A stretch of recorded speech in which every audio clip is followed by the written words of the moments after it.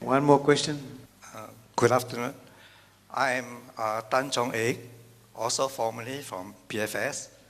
I'm very encouraged by what Madam Risa narrated about the Philippines experience.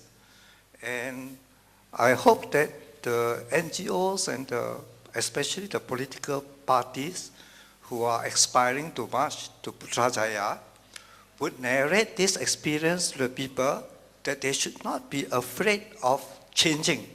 Right? We have to bear in mind that the change in Philippines came about even much more difficult than what the potential change that Malaysia will experience before April next year. All right? We know that in the Philippines context, at the background, a major player is the military. But hopefully Malaysia will sail through this in a more peaceful way through the ballot. We remember that 2010 Philippines underwent that change through the ballot by ending the regime of the excessive abuses of the Arroyo regime. So I would appeal to all nations not to be afraid of change. Thank you. So I think we have one more question. There's a woman at the back. I think what shall we do? Shall we have the lady have a chance? I'll give you a chance, okay? I'll give you a chance. Looks like I've got to give way to a lady. No, I'll give you a chance, okay? Okay, come. I'll give you a chance. Thank you. My question actually very short, so you can ask questions after me. My question for Madam Hantivoras. You said that your current administrations have fight for corruption as their mandate, and surely you will do a reform as well. So do you find any resistance from civil servants who, I believe, like here in Malaysia, have been voting for the government for such a long time? Do you find that resistance? And if you do, what measures have you been taken to deal with that? Thank you. Thank you for the question. That question was actually addressed by now President Aquino when we were on the campaign trail 2 years ago. And when he was raising that slogan for the first time of kung walang corrupt, walang mahirap, which means if people won't be, if there's no corruption, then there won't be poverty. He addressed the question of what do we do about the bureaucracy? Ideally, the bureaucracy is a professional, non-partisan, service delivery arm of the government, of the state, regardless of what administration is sitting in power. But in the Philippines, it has really become enmeshed in the system of corruption. And he spoke then about two things that we've started to work on in the past 2 years, whether in terms of their executive actions or legislation that has been presented in the two houses of Congress. He says carrot and stick. So the stick is more familiar to us, but even in the Philippines, we have to wield it more effectively. And that is to arrest, to prosecute, and to convict. And not just the small fry, but the big fish. So of course, after former Chief Justice Corona, and we still have a hidden wealth case against him in the Office of the Ombudsman, we have not forgotten about the pending cases against the former president. Actually, we need to look at all previous administrations since the dictatorships, not just this most recent one. But there's also the carrot. And in fact, he pointed to a model in Singapore, if I remember correctly, where if not equal to the compensation received by their private sector counterparts, the public sector counterparts, the government employees and officials, should receive a decent proportion or percentage of what is given in the private sector.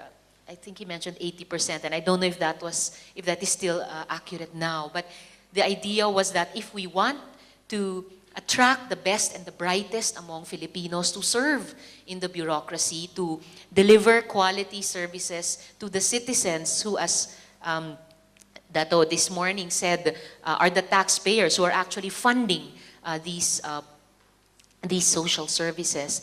If we want to attract the best and the brightest who will deliver this kind of service, then we should allow them, to enable them to also raise their families to a decent standard of living. We're still working on those two.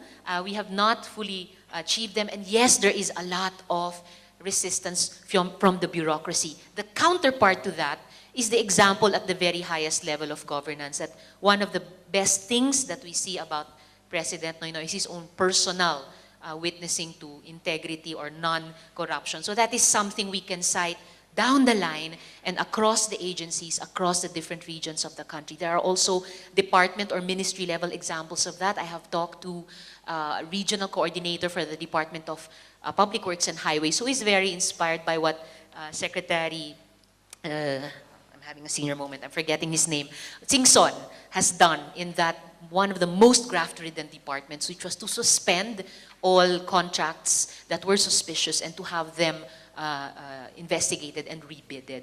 And even those in the bureaucracy of that department who confessed that they were part of the system of corruption have said, well, with a minister like that, how can we not fall in line behind him? So there is resistance, but there are also impetus for change. And lastly, also what the Dato this morning said, she said that there are many good people, many patriotic and reform-minded, modernizing people in the bureaucracy. We have to identify them, support them, provide them leadership from the national to every agency level, so that we will develop the kind of bureaucracy that countries, including the Philippines, dream of having.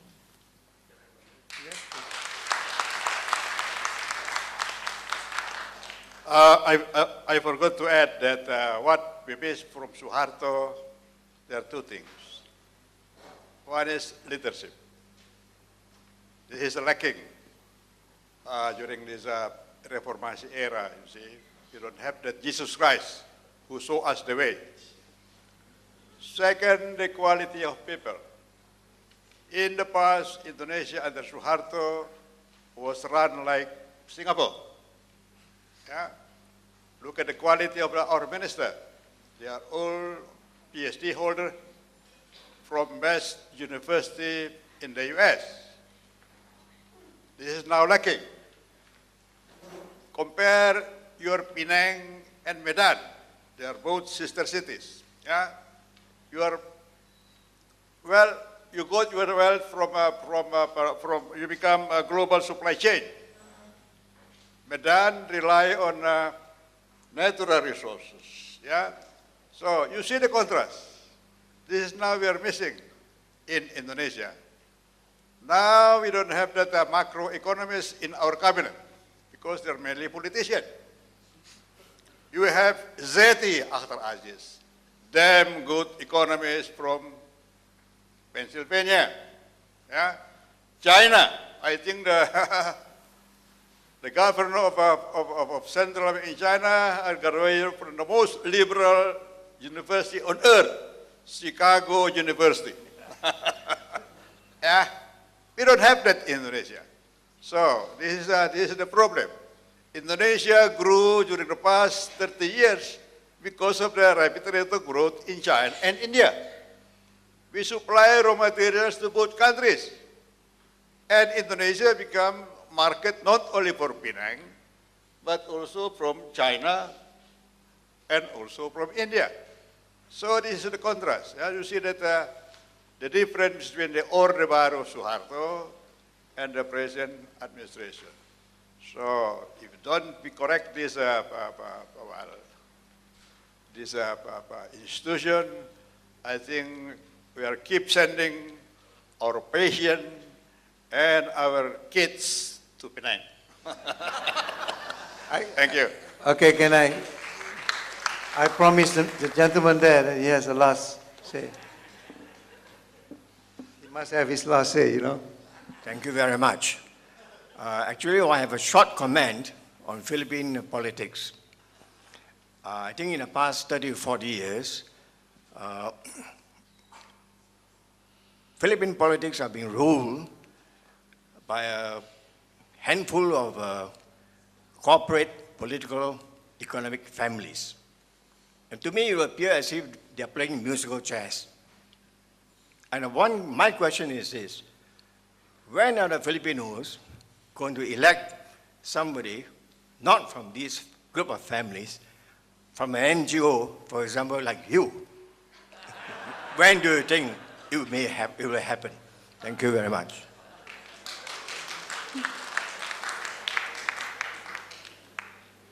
Not me, sir. There are many comrades who could be a good head of state. And before we elect anyone from our ranks to the presidency, we will shift first to a parliamentary form of government where parties like Akbayan have a chance to really practice a platform-based politics and help build governments. So, we're dreaming of that. The mass movement is dreaming of that. Progressive parties are dreaming of that time. Even now, our electoral struggles at the local level, in the legislature, up to the national level, have articulated that aspiration that we break the stranglehold of the political dynasties in our system, that we provide a more a meritocratic political system that will allow especially younger people who are not members, not scions of the political dynasties, to present themselves for public service, just as we want an enabling environment for them to be able to present themselves as the next generation of civil society or the next generation of the private sector and the business community. So maybe in our lifetime, or at least our children's lifetime rather, maybe not in our lifetime, but in our children's lifetime.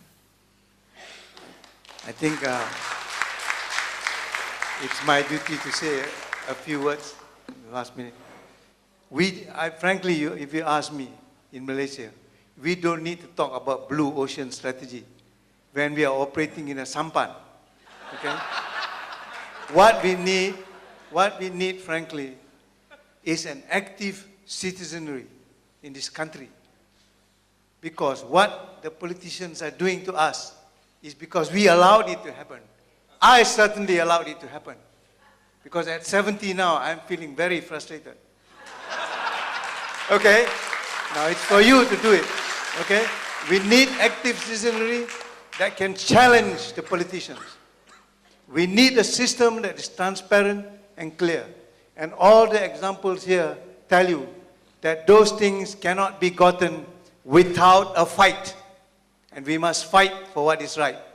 With that, I end our session and thank all our eminent speakers for giving their views.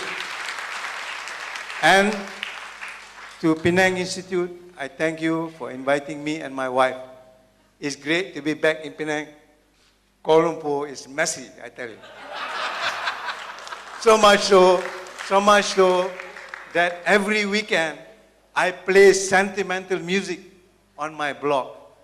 So if you want music entertainment of the 50s and the 60s, please on a Sunday evening or a Saturday evening, go to my blog and you can hear even Dayal Sayo being played there. Thank you very much, everybody.